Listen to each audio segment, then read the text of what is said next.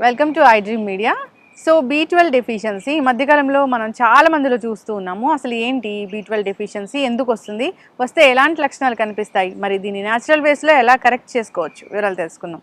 ఈరోజు మనతో పాటు ఉన్నారు ప్రముఖ యోగా గురు యోగిని అరుణాదేవి గారు.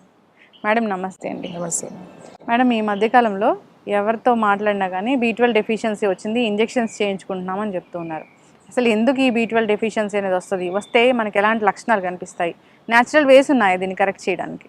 ఫుడ్ వల్లనే మనం ఇది డెఫిషియన్సీని మనం కంట్రోల్ చేసుకోవచ్చు. ఎందుకు వస్తుంది అనడానికి చాలా కారణాలు ఉంటాయి.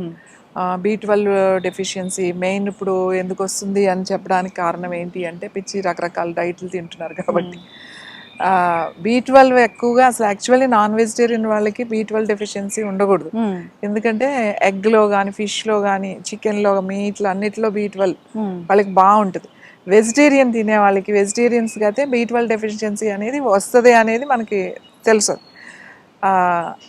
కానీ నాన్ వెజ్ తినే వాళ్ళకి అసలు B12 డెఫిషియన్సీ ఉండకూడదు. కానీ ఇవాళ రకరకాల డైట్లు చేస్తూ ప్రోటీన్ డైట్ అని రోజు నాన్ వెజ్ తినే వాళ్ళకు కూడా B12 డెఫిషియన్సీ ఉంది. అంటే ఇక్కడ డెఫిషియన్సీ వచ్చిన తర్వాత మనం తీసుకోవాల్సిన ఫుడ్ B12 ఎందులో ఉంటుంది ఎక్కువ అంటే పొట్టులో ఉంటుంది, పొట్టు ఫైబర్లో. అలాగే ఇప్పుడు రైస్ పాలిష్ చేసేస్తాం కదా, మొత్తం పాలిష్ చేసి తింటున్నాం, పైన పొట్టు అంతా పాలిష్ చేసి తింటాం రైస్. B12 చాలా తొందరగా రావాలి అని అంటే ఆ పైన పొట్టు ఉంది కదా, మనం మిల్లుకి వెళ్తే, రైస్ మిల్లుకి వెళ్తే రెండు ఇస్తారు. ఒకటి ఊక అంటారు. ఊక అంటే మొత్తం పొట్టు, అది బయటకు వచ్చేసి పెద్ద పెద్ద రాసి ఉంటాయి చూడండి రైస్ మిల్. అది కాకుండా ఇంకొకటి ఉంటుంది అన్నమాట, చుట్టూ అంటారు. చుట్టూ అంటే ఏంటంటే కొంచెం బరకగా ఉంటుంది అన్నమాట. అది ఇప్పుడు మన గేదెలకి వాటికి పెడతారు. ఇంకోటి ఏంటిది, ఇంకోటి సన్నగా ఫైన్ పౌడర్ వస్తుంది, అదేంటి తౌడు అంటారు.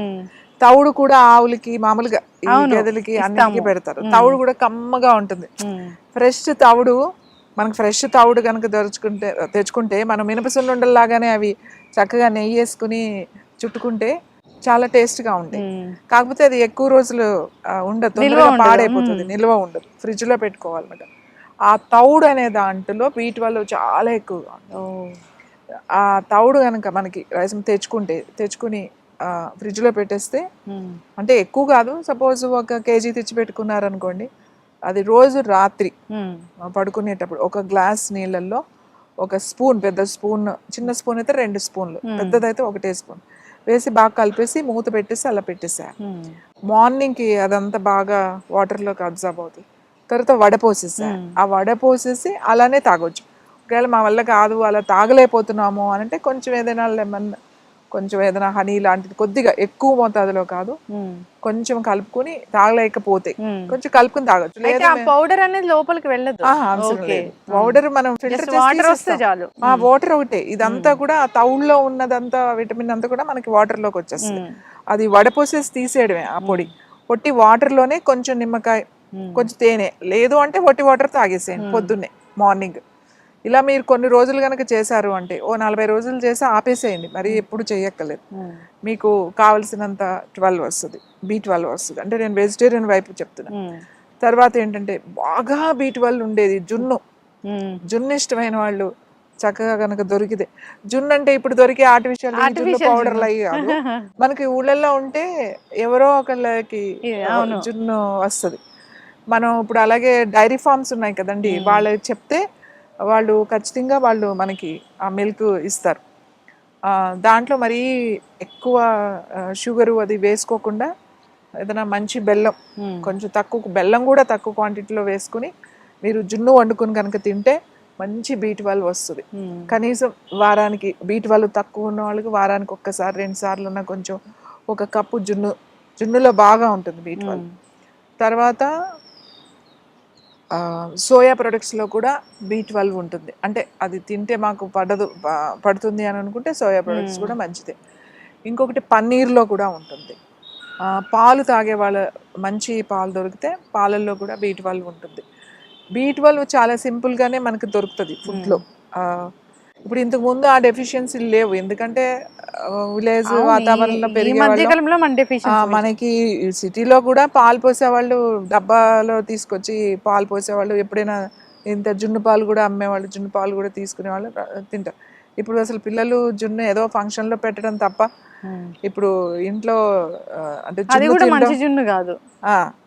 ఇప్పుడు అది కూడా ఏదో కలుపుతారు అందులో. ఇప్పుడు మంచి జున్ను అంటే మనకి అట్లా ఆవు కానీ గేదె కానీ ఏదైనా ఈనిన తర్వాత వచ్చే జున్ను చాలా బాగా మంచి B12 ఉంటుంది. సో షుగర్ ఉన్న వాళ్ళు అయితే కొంచెం అది స్వీట్ కూడా వేసుకోకుండా పాలు కలిపి నేను వండుకుని తినొచ్చు. ఓకే, అంటే కొంచెం చప్పగా ఉంటుంది అంతే. దాంట్లో షుగరు బెల్లం కానీ ఏమి వేయకుండా మీరు కొంచెము అది తినొచ్చు. సో ఇది ఇంకా ఏంటి అని అంటే ఖర్జూరము మెత్తగా, ఇప్పుడు ఖర్జూరం సిరప్ అలాంటిది దొరుకుతుంది కదా, ఒకవేళ దాన్ని చేసుకున్న అట్లాంటిది ఏదైనా, అది కూడా మంచిది అయితేనే. అన్నిట్లో కూడా షుగర్ బెల్లం కలిపేస్తారు, అది నిల్వ ఉండడానికి ఎలాగో దాంట్లో కెమికల్స్ కలుపుతారు. సో మీరు అది తినొచ్చు. అది షుగర్ ఉన్న వాళ్ళు కూడా వితౌట్ స్వీట్ అది కొంచెం వేసుకొని తినొచ్చు.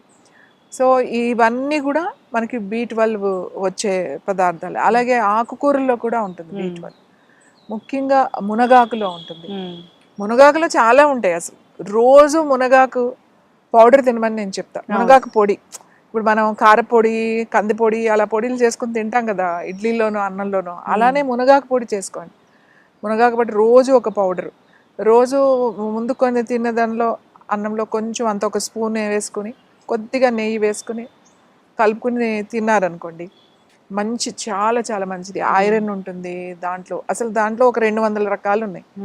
మీ జుట్టు ఉడదు, మీ స్కిన్ బాగుంటుంది, మీ కళ్ళు బాగుంటుంది, కళ్ళకి చాలా మంచిది, బోన్స్కి చాలా మంచిది, B12 వస్తుంది, విటమిన్ E వస్తుంది, K వస్తుంది, A వస్తుంది, అన్నీ వస్తాయి అందులో.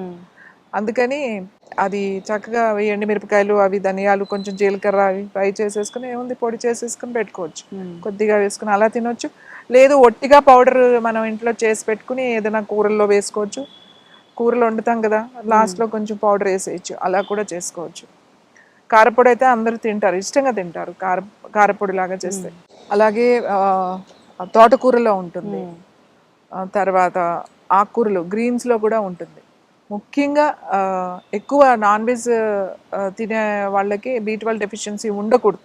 B12 డెఫిషియన్సీ కూడా నాన్ వెజ్ తింటే, మరి ఇంత ప్రోటీన్ తిని ఇంత నాన్ వెజ్ తినే వాళ్ళకి కూడా B12 డెఫిషియన్సీ ఎందుకు వస్తుంది అనేది ఆలోచించాలి ఫస్ట్. ఎందుకు అని అంటే ఆ తినేది అసలు ఏం తింటున్నారు, ఆ పౌల్ట్రీల్లో ఉండేది, ఆ చెరువుల్లో పెరుగుతాయి కదా ఆక్వాఫార్మ్స్ వాళ్ళు, రొయ్యల చెరువులు ఉంటాయి కదా, ఆ చెరువుల్లోవి అందులో విపరీతమైన యాంటీబయాటిక్, అందులో విపరీతమైన మెడిసిన్స్ వేసి పెంచుతాం ఆ చేపల్ని కానీ రొయ్యల్ని కానీ. ఇప్పుడు అన్నీ కూడా ఫార్మింగ్ వచ్చేసింది కదా, ఆక్వా ఫార్మింగ్ వచ్చేసింది. అవి తినడం వల్ల మనకి ఏమీ పెద్ద అది మంచి ప్రోటీన్ కాదు, అది గుర్తుపెట్టుకోండి. ఇప్పుడు ఈ పౌల్ట్రీలో పెరిగే చికెన్ తింటే దానికి ఉండే హార్మోన్స్, దానికి వేసే యాంటీబయాటిక్స్, ఆ స్ట్రెస్లో పెరుగుతాయి అవి, అదంతా కూడా మనకి వస్తాయి. పిల్లలు బాగా చికెన్ ఇష్టపడతారు. ఒకవేళ నాన్ వెజిటేరియన్ మీరు తినేవాళ్ళు అయితే తినండి, కానీ ఇప్పుడు నాటుకోళ్ళు కూడా దొరుకుతున్నాయి కదా, అవి ఫ్రీగా పెరిగే కోళ్ళు అవి ఉంటాయి. అట్లాంటివి ఏమైనా సెలెక్ట్ చేసుకోండి. ఫ్రెష్ వాటర్ ఫిష్, ఫ్రెష్ వాటర్లో న్యాచురల్గా సీలో దొరికే ష్రిమ్స్ కానీ అలాంటివి తింటే మీకు అప్పుడు మీకు B12 వస్తుంది, అప్పుడు మీకు మంచి ప్రోటీన్ వస్తుంది, అప్పుడు మీకు హెల్త్ కూడా బాగుంటుంది. ఈ డైట్ చేసే వాళ్ళందరూ కూడా ఈ పిచ్చి ఈ ప్రోటీన్ అని ఈ చికెన్ తినేయడం, ఈ ష్రిమ్స్ తినేయడం, ఈ ఫిష్ తినేయడం. సో ఈ తినడం వల్ల దానివల్ల మనకి ఏమి మంచి ప్రోటీన్ రాదు, అలాగే నష్టాలు ఎక్కువగా ఉంటాయి లాంగ్ పీరియడ్. B12 డెఫిషియన్సీ వచ్చింది, అప్పుడు ఎలాంటి లక్షణాలు ఉంటాయి?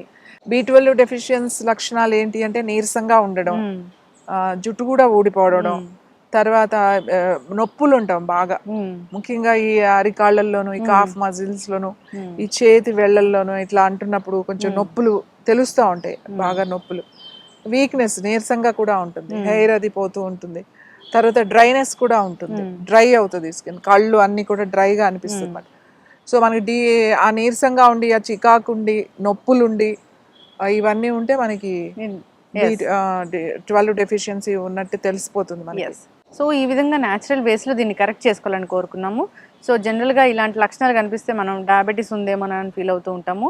సో దాన్ని ఒకసారి టెస్ట్ చేయించుకోవాలి, B12 డెఫిషియన్సీ అనేది టెస్ట్ చేయించుకోవాలి. టెస్ట్ చేయించుకున్నా చేయించుకోకపోయినా ఇప్పుడున్న ఆహారపు అలవాట్లను బట్టి అయితే మనకి ఖచ్చితంగా డెఫిషియన్సీ ఉంది. ఇప్పుడు చాలా తక్కువ లోకి వెళ్ళిపోయింది అనుకోండి, ఐరన్ కానీ ఏదైనా విటమిన్స్, ఇమీడియట్గా మనకి కావాలి అని అంటే మనం ఖచ్చితంగా డాక్టర్ చెప్పింది ఫాలో అవ్వాలి ఇమీడియట్గా. ఇప్పుడు మనం ఇది తినాలి, ఫుడ్ తినాలి, లాంగ్ పీరియడ్ లో మనం ఈ మెడిసిన్స్ వేసుకోలేం కాబట్టి సపోజ్ B12 తక్కువైంది, చాలా తక్కువగా ఉంది అని అన్నప్పుడు ఇమీడియట్ గా వాళ్ళు ఇంజెక్షన్స్ ఇస్తారు B12.